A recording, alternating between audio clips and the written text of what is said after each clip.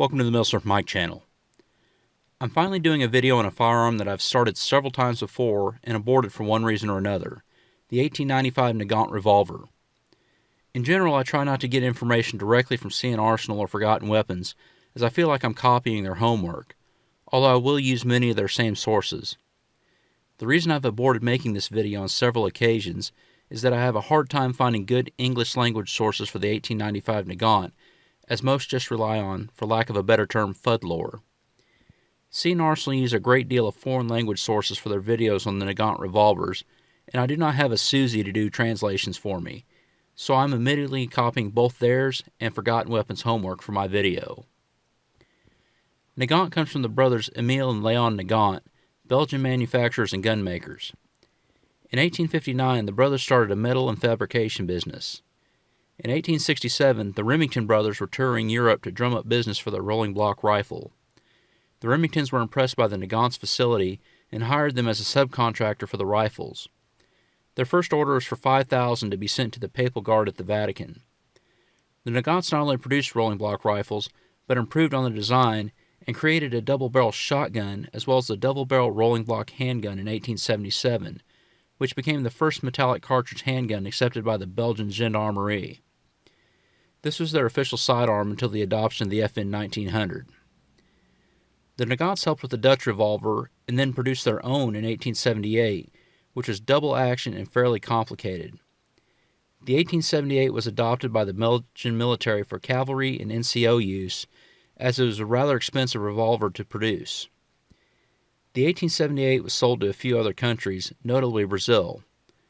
The story with Brazil was that in 1883, an ordnance officer was sent to Europe to procure 3,000 Mauser-made revolvers. He did some of his own research and unilaterally purchased 1878 Nagant revolvers and 44 Henry instead, to match the caliber of the lever-action rifles they already had on hand. This was an initial scandal, but they found out that this officer made the right choice and ordered more. It was also in 1883 that in an attempt to sell more revolvers, Emile put out a much simplified, single-action-only revolver meant for the rest of the Belgian military. This is the model 1883.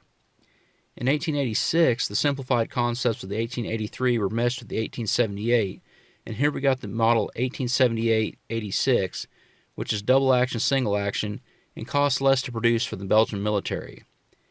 They adapted this revolver for different countries that bought it, and one of the most notable varieties of the 1886 is the Swedish model 1887 Husqvarna Nagant in a smokeless 7.5mm Swiss cartridge.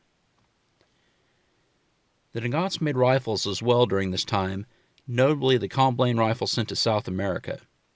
Emile started going blind in the latter half of the 1880s, so almost all the design work from here on out was done by Leon, while Emile tended to business. During this time, the Russian Empire looked to develop a new smokeless rifle, and the short story is that Leon entered the contest with a rifle of his design. Sergei Mosin's rifle was preferred as it was simpler and he had the home team advantage.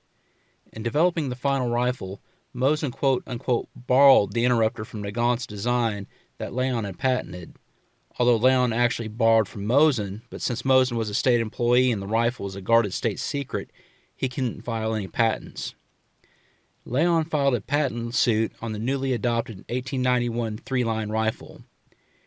When there were threats back and forth that Nagant wouldn't enter any more Russian contests and the Russians wouldn't allow Leon to enter any more, cooler heads prevailed, and Leon received a settlement of 200,000 rubles, much more than the 30,000 that Sergei Mosin received, so nothing would be tied up in court.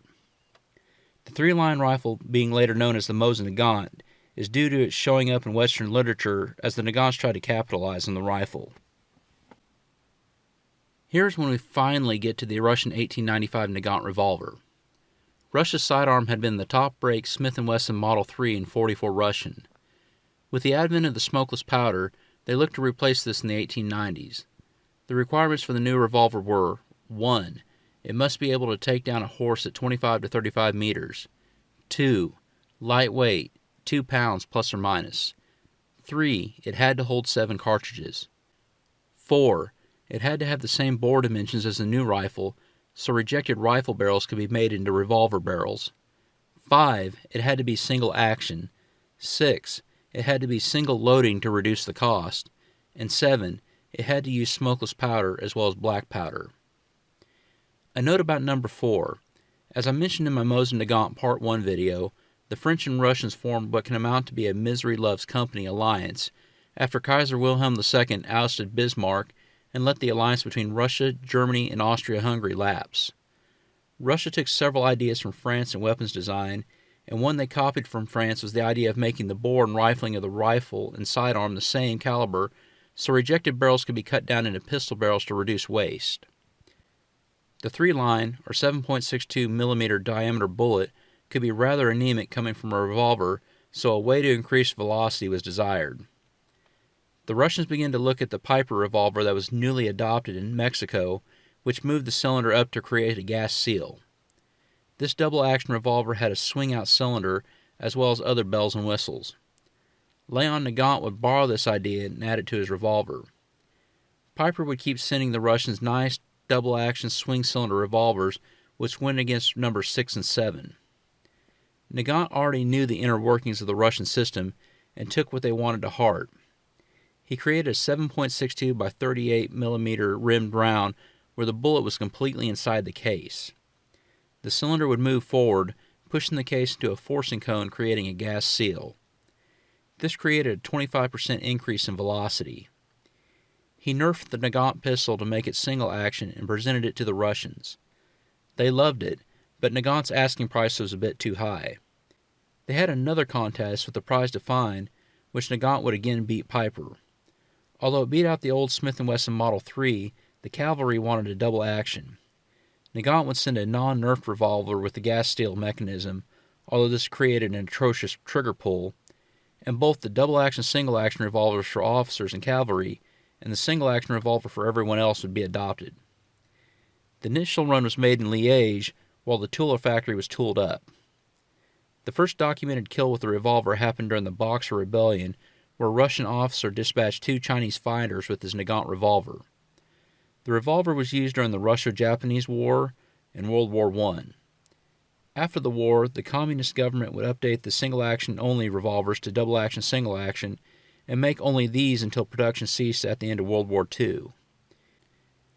A shortened barrel version, anachronistically called the NKVD version, was produced under the Tsarist government for the Cheka and OGPU, as well as regular police, and production of these ceased 3 years prior to the existence of the NKVD. Although this pistol would be the last pistol that tens of thousands of so-called political dissidents would see under Stalin's reign of terror. Leon Nagant would die in 1900 and Emil in 1902. Leon's sons took the company in the direction of producing automobiles, and this would flounder twice. First during the German invasion of Belgium in 1914, and for good in 1930. The tooling to make the revolvers was sold to Poland, and the last true Nagant revolver, the Model 1930, would be produced there. The Nagant revolver would officially be replaced by the Soviet Union by the TT-33 pistol, although not enough of these would be made before World War II, where millions of Nagants would still be pressed into service. Nagant revolvers would be sent as aid to communist bloc nations in Europe and Asia, and American soldiers would encounter them in Vietnam, where the Vietnamese would put silencers on them, which would only work on a revolver with a gas seal system. Who hasn't heard of FUDD selling one of these tout this as the only revolver you can put a silencer on? They could still be found in service in police departments in former Soviet republics well into this century. The Soviet Union would refurbish them and store them until the fall of the Iron Curtain, where they ended up in the U.S. surplus market, and one could purchase a Nagant very cheaply up until about 4 to 5 years ago, when the supply started to dwindle. I purchased mine 10 years ago for $100 at a gun show. It is an Ishevsk made in 1944, so nothing special about it. I fired a few rounds through it when I got it, and I put it away until this summer when I wanted to get some footage for this video. The trigger pull, as mentioned before, is atrocious in double action, and I question the workmanship on the Arsenal refurb, as this is very, very tight. You have to ensure the cylinder on mine is dead on, or else it misses pushing the round into the forcing cone. It isn't too bad in single action, as there is no recoil with the round, but the trigger on the double action can certainly throw your aim off. Most of my problems actually happen with surplus ammo, whereas I was able to shoot the aftermarket ammo with fewer hiccups. This revolver was well outdated upon adoption and was ancient by the time World War I and World War II rolled around. This is by far the worst sidearm for either World War I have shot. In the ripped off from C&r Arsenal, would I take it to war compared to its contemporaries? The answer is a resounding hell no. Please be aware of where your elected officials and the groups that claim to represent you stand on the Constitution. Please join the GOA, the largest no-compromise 2A organization out there, and get $5 off your membership with the link in the description. If you like my content, please like, share, comment, subscribe. Interaction really helps with the algorithms. Please check out my Facebook, Twitter, Instagram, and who I support on Patreon. Thank you for watching, and as always, have a great day.